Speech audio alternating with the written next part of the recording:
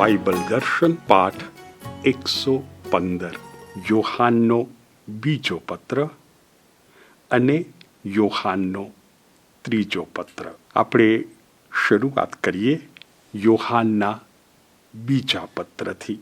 એની પ્રેરણાદાયી કડી યોહાનનો બીજો પત્ર અધ્યાય 1 કડી 6. પ્રેમ રાખવો એટલે ઈશ્વરની આજ્ઞાઓનું પાલન કરવું. યોહાનનો બીજો પત્ર એક જ અધ્યાય, બધી મળીને 13 કડીઓ. જુઓ, પહેલી કડીમાં વરેલા સન્નારી અને તેમના સંતાનો પ્રત્યે લિખિતંગ વડીલ. આ પત્રનો આરંભ. પત્રનો અંત પહેલો અધ્યાય 13મી કડી. તમારી વરેલી ભગિનીના સંતાનો તમને વંદન પાઠવે છે. એટલે પત્રના આરંભે વરેલા સન્નારી, પત્રના અંતે વરેલી ભગિની. બાઇબલના પંડિતો કહે છે આ જે શબ્દ વાપર્યા છે ને, એ શબ્દ દ્વારા યોહાન કોઈક ધર્મસંઘને ઉદ્દેશે છે. પણ એ ધર્મસંઘ કયો છે આપણે જાણતા નથી, અને એટલે આ પત્રને આપણે કેથલિક લેટર, વૈશ્વિક પત્ર કહીએ છીએ. કારણ કે એ કોઈ એક નક્કી ધર્મસંઘને ઉદ્દેશીને લખાયો નથી, કે કોઈ એક નક્કી વ્યક્તિને ઉદ્દેશીને લખાયો નથી. કોઈ પણ એનો ઉપયોગ કરી શકે. હવે બીજો શબ્દ વપરાયો છે એ પહેલા અધ્યાયની પહેલી કડીમાં, અને એ જ પહેલા અધ્યાયની 13મી કડીમાં, અર્થાત પત્રને અંતે સંતાનો. સંતાનો એટલે આ તો એક ઇન્ક્લુઝિયો બને છે. સંતાનો એટલે ધર્મસંઘના ધર્મ બંધુઓ, ધર્મસંઘના સભ્યો. પણ આપણે જાણતા નથી આ કયો ધર્મસંઘ છે. એટલે કોઈ પણ ધર્મસંઘ આ પત્રનો ઉપયોગ કરી શકે. એટલે એને આપણે વૈશ્વિક પત્ર, કેથલિક લેટર, એ વિભાગમાં ગોઠવીએ છીએ. યોહાન પત્ર શરૂ કરે છે અને સૌથી પ્રથમ એને આ ધર્મસંઘના જે સભ્યો છે, જે ધર્મબંધુઓ છે, એમના પ્રત્યે જે અઢળક પ્રેમ છે, એ પ્રેમનો એકરાર કરે છે. અને એ પ્રેમનો એકરાર કર્યા પછી આનંદ વ્યક્ત કરે છે કે મેં સાંભળ્યું છે કે તમારામાંના ઘણા બધા સત્યને માર્ગે ચાલો છો, ઈશ્વરની આજ્ઞાઓ પ્રમાણે ચાલો છો, સત્યનું જીવન જીવો છો. મને ખૂબ આનંદ થાય છે. એટલે પ્રેમ, એકરાર, આનંદ, ઉલ્લેખ કરે છે. હવે 3 મુદ્દા આપે છે. પહેલો મુદ્દો, આપણે અરસપરસ પ્રેમ રાખીએ. અને પ્રેમ રાખવો એટલે ઈશ્વરની આજ્ઞાનું પાલન કરવું. આપણે જે કડીને આપણી પ્રેરણાદાયી કડી તરીકે લીધી છે, એ જ કડીને હવે આપણે પૂરેપૂરી વાંચીએ. અધ્યાય 1 કડી 6. પ્રેમ રાખવો એટલે ઈશ્વરની આજ્ઞાઓનું પાલન કરવું. તમે શરૂઆતથી સાંભળ્યું છે તે મુજબ આજ્ઞા એ છે કે તમે પ્રેમને માર્ગે ચાલો. એટલે પહેલી શિખામણ, પહેલો મુદ્દો પ્રેમ. યોહાનના પહેલા પત્રમાં પણ પ્રેમ વિશે ખૂબ વાત કરી છે. હવે બીજો મુદ્દો એ ખ્રિસ્ત શત્રુ વિશેનો મુદ્દો. આ મુદ્દા વિશે પણ યોહાનના પહેલા પત્રમાં વાત થયેલી છે. અહીં સ્પષ્ટપણે કહે છે, ખ્રિસ્ત શત્રુ એટલે દુનિયામાં એવા ધૂર્ત માણસો નીકળી પડ્યા છે કે જે કહે છે ઈસુ એ માનવ બન્યા નથી. એટલે આ તો ઈસુ પૂરેપૂરા માનવ બને છે એ સત્યને ફગાવી દે છે. એટલે ખ્રિસ્ત શત્રુ એવું નામ પાડ્યું. લેખક હવે સલાહ આપે છે, જુઓ, તમે ચેતજો, તમે સાવધાન રહેજો. તમે ઘણું પ્રાપ્ત કર્યું છે. આ શ્રદ્ધા રાખીને તમે ઘણું મેળવ્યું છે. એ ફળ તમે ચૂકી ના જવા જોઈએ. આ ખ્રિસ્ત શત્રુનું સાંભળશો તો તમને જે પૂરેપૂરા ફળ મળવાના છે એ ચૂકી જવાશે. એટલે શિખામણ આપું છું, ચેતતા રહેજો. અને પછી ત્રીજી શિખામણ આપે છે, જુઓ, ઈસુના સિદ્ધાંતની મર્યાદામાં જે રહે ને એ જ ઈશ્વરને પ્રાપ્ત કરી શકે. જો કોઈ ઈસુના સિદ્ધાંતની મર્યાદામાં નથી તો એને ઈશ્વર પ્રાપ્ત નહીં થાય. એટલે ઈસુ મુખ્ય છે. એટલે હવે કહે છે, જુઓ, તમને એક સલાહ આપું છું.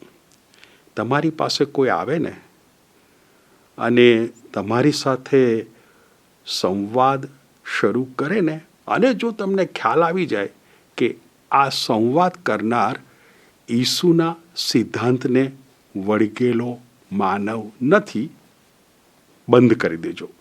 સંવાદ ચાલુ ન રાખતા, ગેરફાયદો થશે. એટલે આ સંઘના સભ્યોને કેવી રીતે આ ખ્રિસ્ત શત્રુથી, આ ઈસુના સિદ્ધાંતની વિરુદ્ધ વળગેલા કોઈક માનવથી બચાવવા છે, એ જ આ લેખકનો આશય છે. અને પરસ્પર પ્રેમ. હવે કહે છે, મારે તો તમને ઘણું બધું લખવું છે, પણ હું પત્રથી પતાવવા માગતો નથી. મારી ઈચ્છા છે હું આવું, આપણે રૂબરૂ મળીએ, અને ત્યારે જો મળીએ ને રૂબરૂ, ત્યારે બધી વાતો કરીશું અને ખૂબ આનંદ થશે. જુઓ, પત્રમાં આ રીતે લેખક લખે છે. યોહાનનો બીજો પત્ર, 1 અધ્યાય, એની 12મી કડી. તમને લખવાનું તો ઘણું છે, પણ મારે એ કાગળ કલમથી પતાવવું નથી. હું તો તમારે ત્યાં આવીને મોડામોડ વાતો કરવાની આશા સેવું છું, જેથી આપણો આનંદ પૂર્ણતાને પામે. અને આવું કહીને પત્ર પૂરો કરે છે. ત્યાં કોઈ આશીર્વાદ નથી, માત્ર વંદન પાઠવેલા છે. આપણે હવે યોહાનના ત્રીજા પત્રનો અભ્યાસ શરૂ કરીએ. આ ત્રીજા પત્રમાં પણ એક પ્રેરણાદાયી કડી છે. યોહાનનો ત્રીજો પત્ર, 1 અધ્યાય, એની 11મી કડી. ભલું કરે છે તે ઈશ્વરનું સંતાન છે. આ પત્રમાં 3 વ્યક્તિઓના નામ આવવાના છે. એક વ્યક્તિ ગાયસ, બીજી વ્યક્તિ દિયોત્રેફસ, અને ત્રીજી વ્યક્તિ દેમેત્રિયસ. એટલે આ પત્રને આપણે કેથલિક લેટર કહીએ વૈશ્વિક પત્ર, આપણે એને કેથલિક લેટર કહીએ છીએ, વૈશ્વિક પત્ર કહીએ છીએ. વર્ગીકરણમાં આ પત્રને, યોહાનના 3 પત્રને ત્યાં વૈશ્વિક પત્રમાં ગોઠવવામાં આવે છે. કારણ કે આ ગાયસ કોણ છે, આ દિયોત્રેફસ કોણ છે, આ દેમેત્રિયસ કોણ છે, આપણી પાસે કોઈ માહિતી નથી. ફિલેમોન, જેના પર પાઉલે પત્ર લખ્યો, ફિલેમોન વિશે આપણી પાસે માહિતી, એ ક્યાંના છે, શું કરતા હતા, આ ભાઈઓ વિશે માહિતી નથી. એટલે આ પત્રને આપણે કેથલિક લેટર, વૈશ્વિક પત્ર ગણીએ છીએ. શરૂ કરીએ. પહેલી વ્યક્તિ, પહેલા ભાઈ, નામ છે એમનું ગાયસ. ગાયસ કોઈક ધર્મસંઘના કોઈક અગ્રણી છે. પણ ગાયસે ખૂબ સારું કામ કર્યું છે. બધા એના વખાણ કરે છે અને એ વખાણ યોહાન સુધી પહોંચ્યા છે. એટલે યોહાનને ખૂબ આનંદ થયો છે, કારણ ગાયસ સત્યને માર્ગે ચાલે છે અને પ્રભુની આજ્ઞાઓ પાળે છે. કયું કાર્ય કર્યું છે ગાયસે? તો આવો એક રિવાજ કે પેલા શહેરના ધર્મસંઘના સભ્યો કેટલાક, બધા જ નહીં, આ ધર્મસંઘમાં આવીને વસે. હવે આ તો મહેમાન કહેવાય. ગાયસ આમાંના કોઈને ઓળખતો નથી અને છતાં એ બધાનું એટલું તો એણે માન જાળવ્યું, એમની એટલી તો આગતા સ્વાગતા કરી. એવો તો એ યજમાન બન્યો કે જ્યારે આ સભ્યો પાછા ગયા ને, ત્યારે એમના ધર્મસંઘમાં ગાયસની જ વાતો ચાલે છે. ગાયસ એટલે યોહાન કહે છે, ગાયસ અભિનંદન, તે ખૂબ સારું કામ કર્યું ભાઈ. તે આપણા ધર્મસંઘમાં જે મહેમાનો આવ્યા એનો તો કેટલો ઉત્તમ યજમાન બન્યો. અને પછી હવે ગાયસને સલાહ આપે છે. ગાયસ, જો આ બધા જે આવે છે ને, એ ધર્મ પ્રચાર અર્થે આવે છે. એ ઈસુ ખ્રિસ્તને કારણે નીકળી પડ્યા છે અને એ ઈસુ ખ્રિસ્તને આધારે જ જીવે છે. એ કોઈ વિધર્મી પાસેથી કશું લેતા નથી. એટલે ગાયસ આપણી ફરજ બને છે અને તે બહુ સારું કામ કર્યું. હવે હું તને સલાહ આપું છું, તું જ્યારે એમને વિદાય આપને ત્યારે યોગ્ય વિદાય આપજે. એટલે જે કંઈ આપવા જેવું હોય, ખૂટતું કરતું હોય, બધું જોજે તું. અને આવું કરીએ ને તો એ જે ધર્મ પ્રચારનું સત્કાર્ય કરે છે ને, એમાં આપણે સાથ આપીએ છીએ, આપણે ધર્મ પ્રચાર કરીએ છીએ. હવે આ પત્રમાં નથી, પણ મને જે વિચાર આવે છે, આપણે એક મિશન રવિવાર ઉજવીએ છીએ. એને પ્રેષિતિક રવિવાર કહી શકાય. એ દિવસે આપણે શું કરીએ છીએ? જે આખી દુનિયામાં મિશનરીઓ છે ને, આપણે તો નથી મિશનરી બની શકતા, આપણે તો ઘરમાં છીએ, આપણે તો અહીં સ્થાયી છીએ. તો આપણે જે કંઈક રોકડ રકમ મોકલીએ છીએ, આપણે કંઈક મદદ મોકલીએ છીએ કે જેથી એ મિશનરી પોતાનું કાર્ય આગળ ચલાવી શકે, અને એમને મદદ કરવાથી આપણે મિશનરી બનીએ છીએ. બસ યોહાન એવી જ સલાહ આપે છે. ગાયસ, આ તો સત્કાર્ય છે અને આપણે બધાને એમાં સાથ આપવાનો છે. હવે આવે છે બીજા ભાઈ, એમનું નામ છે દિયોત્રેફસ. પહેલા અધ્યાયની, યોહાનનો 3 પત્ર, પહેલા અધ્યાયની 9મી કડી. મેં ત્યાંના સંઘને કેટલીક વાતો લખી હતી, પણ દિયોત્રેફસ જેને એ લોકોની આગેવાનીનો મોહ છે તે મારો અધિકાર કબૂલ રાખતો નથી. એટલે દિયોત્રેફસ અગ્રણી છે, પણ આગેવાન બનવું છે. યોહાનને આ બધા સભ્યો માને છે. દિયોત્રેફસ નહીં, યોહાનનો અધિકાર કબૂલ કરતો નથી. એટલે યોહાન કહે છે, મારી ઈચ્છા છે કે હું ત્યાં આવું, હું તમારા ધર્મ સંઘમાં આવું અને હું તમને સમજાવું આ દિયોત્રેફસ શું કરે છે. પણ આ તો ઈચ્છા જ છે. પત્રમાં લખે છે મારી ઈચ્છા છે આવવાની. અને પછી કહે છે આ દિયોત્રેફસ મારી બહુ વગોવણી કરે છે, મારા વિરુદ્ધ ઘણું બોલે છે. હવે દિયોત્રેફસ કોણ છે? આપણી પાસે માહિતી નથી, પણ એ જે કંઈ કહે છે એ યોહાનના હિતમાં નથી, યોહાનને નુકસાન કરતા છે.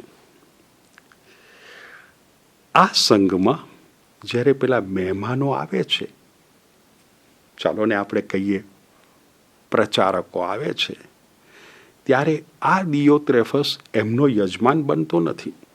ના, એમનું આતિથ્ય કરતો નથી. તો હવે ધર્મસંઘના બીજા કોઈ સભ્યની ઈચ્છા થાય હું એમનો સત્કાર કરીશ, તો આ દિયોત્રેફસ જઈને રોકે છે, નહીં કરવાનો. અને જો કોઈ ખૂબ આગ્રહ કરે કે ના, આપણે આગળ આવ્યા છે, આપણે ઘરે આવ્યા છે, માટે આપણે એમનો સત્કાર કરવાનો, તો એ જે આગ્રહ કરે છે એને સંઘમાંથી બહિષ્કૃત કરે છે.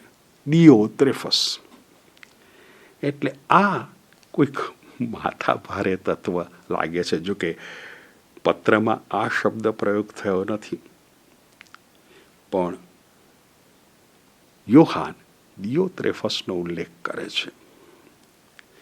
અને હવે ગાયસ પર આવી જાય છે. ગાયસને સલાહ આપે છે દિયોત્રેફસનો આ પ્રસંગ અથવા આ દાખલો. પછી ગાયસને સલાહ. યોહાનનો 3 પત્ર, 1 અધ્યાય અને 11મી કડી. ગાયસને કહે છે, વાલા મિત્ર, જે નરસું છે તેનું નહીં, પણ સારાનું અનુકરણ કરજે. ભલું કરે છે તે ઈશ્વરનું સંતાન છે. ભૂંડું કરનાર ઈશ્વરના દર્શન કદી પામ્યો નથી. એટલે એક પ્રકારનો કોન્ટ્રાસ્ટ, એક પ્રકારનો વિરોધાભાસ. ક્યાં આ ગાયસ અને ક્યાં આ દિયોત્રેફસ. હવે એક ત્રીજા ભાઈનો ઉલ્લેખ કરે છે. એનું નામ છે દેમેત્રિયસ. દેમેત્રિયસના વિશે આપણને 12મી કડીમાં, 1 અધ્યાયની 12મી કડીમાં સાંભળવા મળે છે. સૌ કોઈ દેમેત્રિયસના વખાણ કરે છે. ખુદ સત્ય શુદ્ધ, હું પણ એના વખાણ કરું છું. અને તું જાણે છે કે હું સાચું જ બોલું છું. ગાયસને કહે છે કે જો છેક દેમેત્રિયસ એટલે સારા લોકો પણ છે, અને આ સારા લોકો જો આગેવાની લે ને તો ઘણો ફરક પડે. પછી ગાયસને કહે છે, ગાયસ મારે ઘણું બધું લખવું છે, પણ પતાવવા માગતો નથી. કાગળ અને કલમથી મારે રૂબરૂ મળવું છે. આપણે વાંચીએ અધ્યાય 1 કડી 13. મારે તને ઘણું લખવાનું છે, પણ હું તને કેવળ કાગળ કલમથી લખવા માગતો નથી. 14મી કડીમાં આશા, પણ હું તને ટૂંક સમયમાં મળવાની આશા રાખું છું, અને આપણે મોઢામોઢ વાતો કરીશું. હવે માત્ર એ ગાયસને શાંતિ પાઠવે છે અને પછી પત્ર પૂરો કરે છે, પણ ગાયસને મોડામોડ મળવા આશા રાખે છે. એટલે આ 2 પત્રમાં આપણને કોઈક ધર્મ સંઘની વાત અને ત્યાં આપેલી સલાહ જાણવા મળે છે. 3 વ્યક્તિઓની વાત અને એમના કૃત્યો વિશે જાણવા મળે છે. એમાંથી આપણે કંઈક શીખી શકીએ. અરસપરસ પ્રેમ કરવાનું આપણે શીખી શકીએ. ઈસુ સાચે સાચ માનવ બન્યા છે એ સત્ય સ્વીકારી શકીએ. ઈસુના સિદ્ધાંતોને વળગી રહીએ અને ગાયસ જેવા આતિથ્ય ભાવનાવાળા બની શકીએ. એટલે આ પત્રો આપણે પણ ઉપયોગમાં લઈ શકીએ છીએ, માટે એમને વૈશ્વિક પત્રો કહી શકાય. યોહાનનો 2 પત્ર, યોહાનનો 3 પત્ર. પિતા પુત્ર ને પવિત્ર